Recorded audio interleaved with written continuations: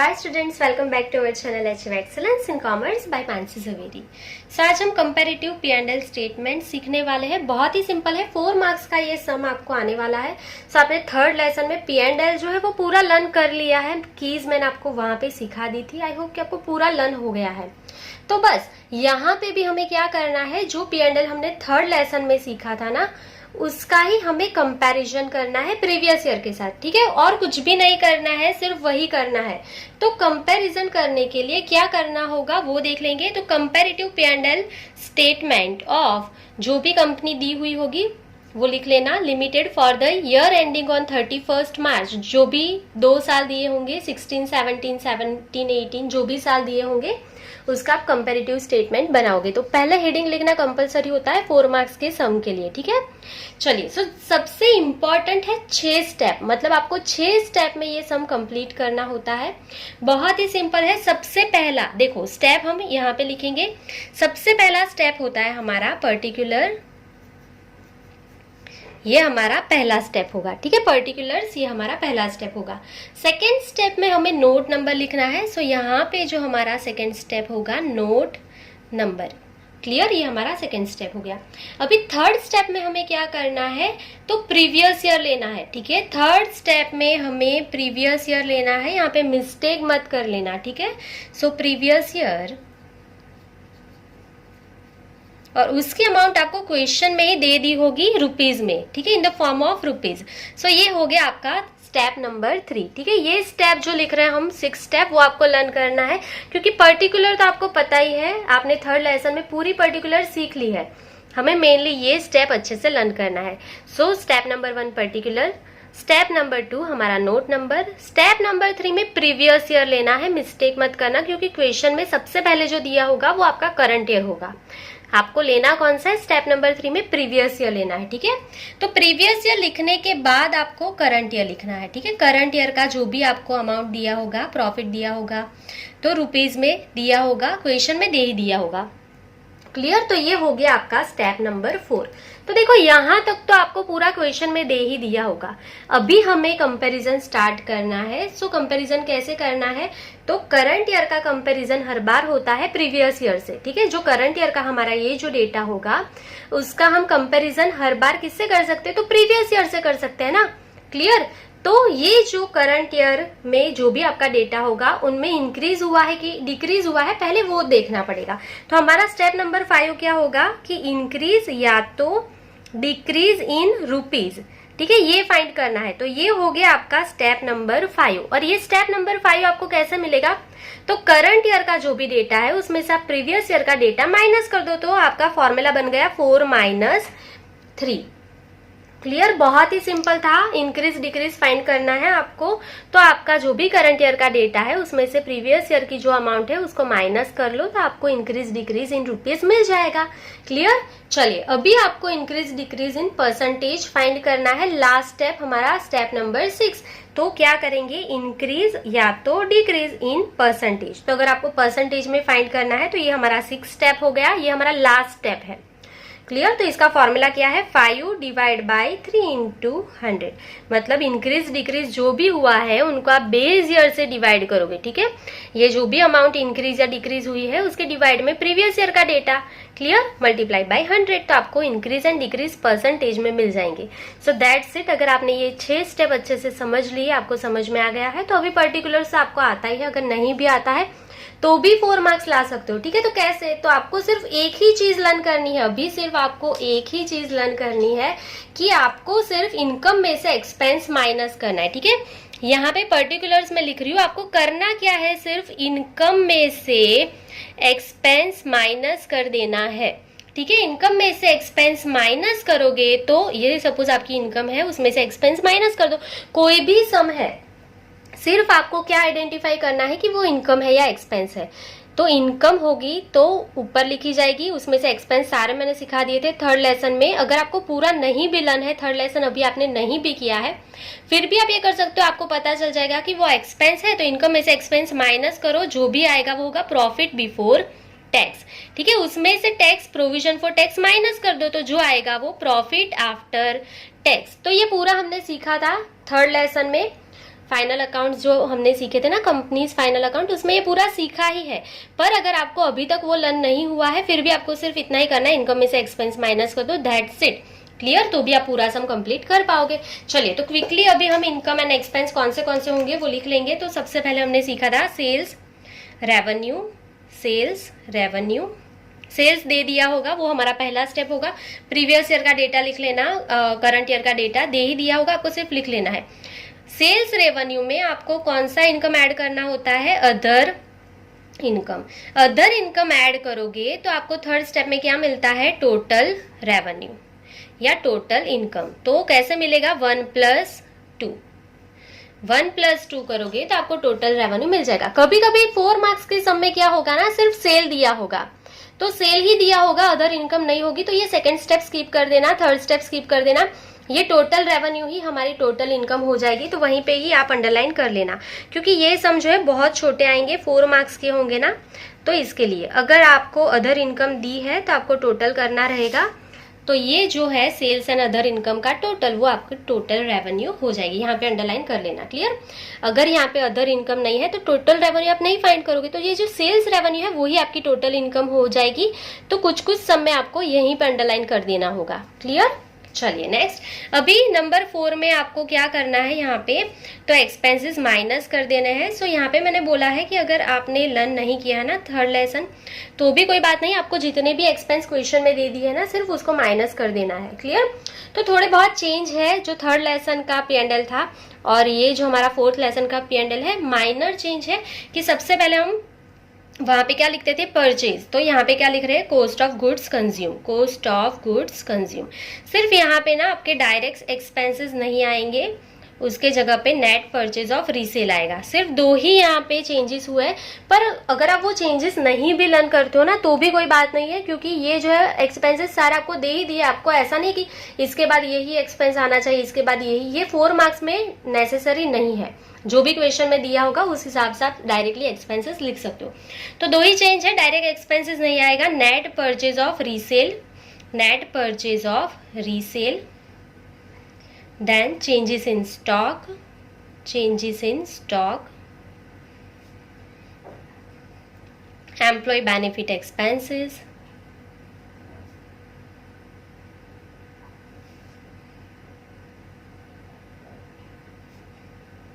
Financial cost. ठीक है, direct expenses नहीं आएगा यहाँ पे।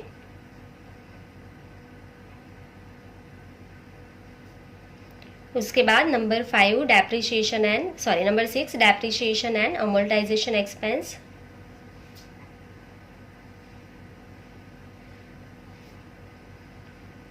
एंड लास्ट में अदर एक्सपेंस।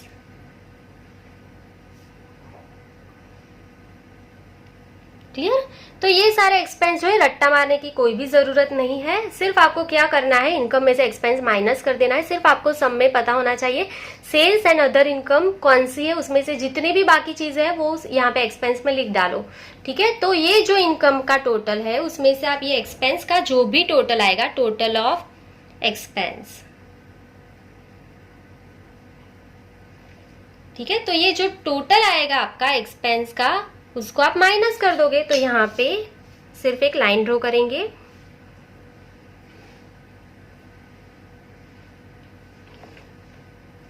सो इनकम, उसमें से ये एक्सपेंस माइनस कर दो, तो जो भी आएगा आपका वो क्या हो जाएगा? यहाँ पे हमने लिखा है प्रॉफिट बिफोर टैक्स, तो ये हमारा 5th स्टेप हो जाएगा, प्रॉफिट बिफोर टैक्स। ठीक है? ये कैसे मिलेगा? तो इनकम में से एक्सपेंस माइनस किया, मतलब 3 - 4। क्लियर? ये 4th स्टेप, टोटल एक्सपेंस जो भी आया है वो आपका 4th स्टेप। क्लियर? चलिए अभी आप आगे क्या करना है तो आपको पता ही है, आप यहाँ से टैक्स माइनस कर देंगे तो जो भी आएगा वो प्रॉफिट आफ्टर टैक्स हो जाएगा। क्लियर? चलिए तो यहाँ पे हमारा नेक्स्ट स्टेप क्या होगा? माइनस, लेस लिख लेना, less income tax, tax minus करेंगे, सो जो भी आएगा लास्ट आंसर हमारा वो क्या होगा? Profit after tax.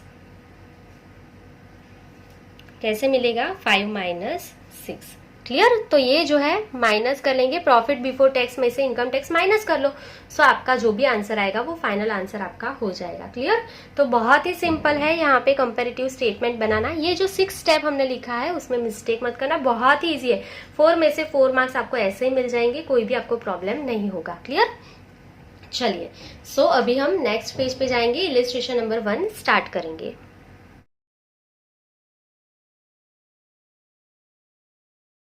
Illustration number 1.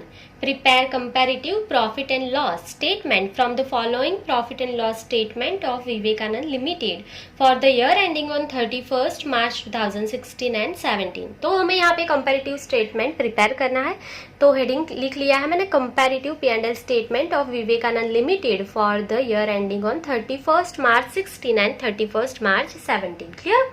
ये लिखना कंपलसरी होता है 4 मार्क्स के, कोई भी आप सम कैलकुलेट करते हो आपको यहाँ पे हेडिंग लिखना कंपलसरी है।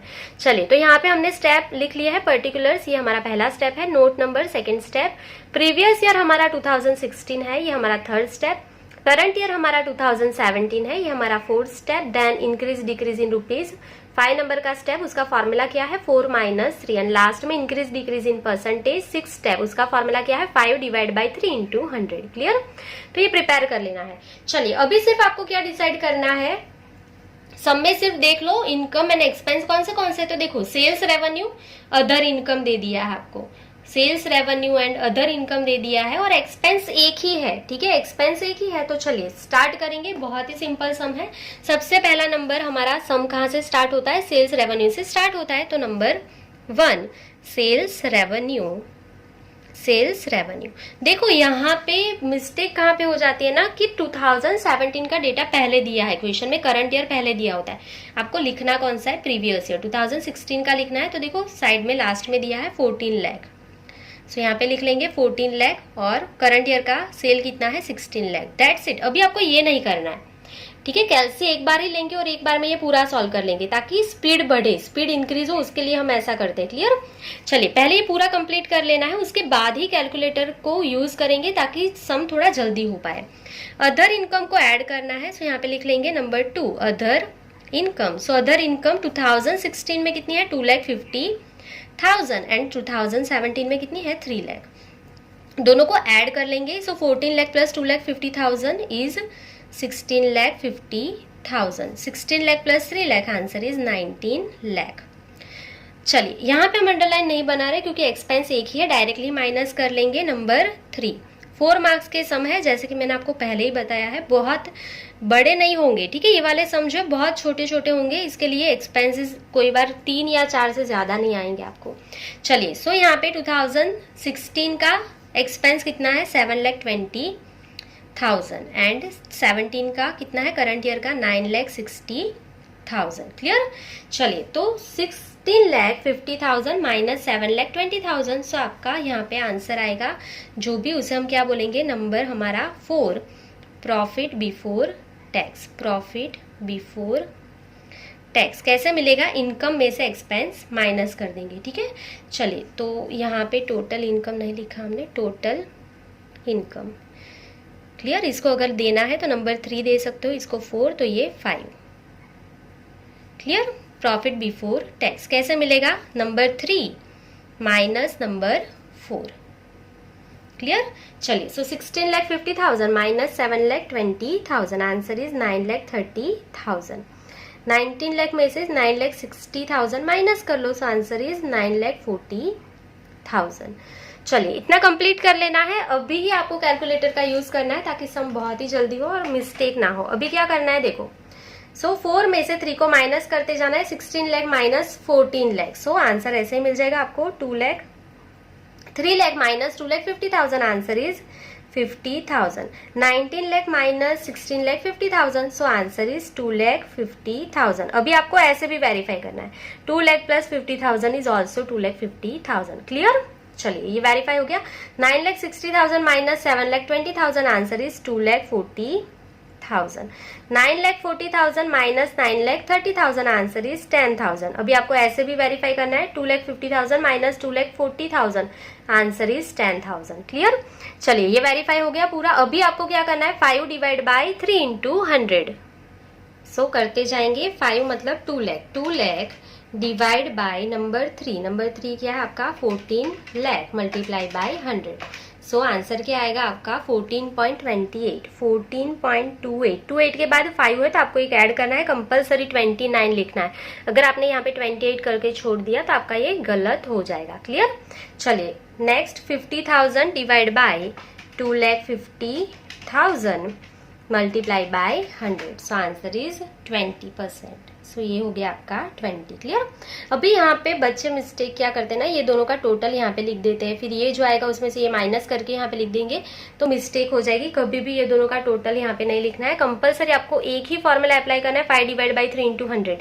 समझ में आया? इसके लिए मैं प्रीफर करती हूँ कि कैलसी पहले मत लो, पहले इतना जो है 4 नंबर तक कंप्लीट कर दो, फिर ये क्विकली हो जाएगा आपका, मिस्टेक ही नहीं होगी। 5 डिवाइड बाई 3 ही करना है, कुछ भी करो, ठीक है।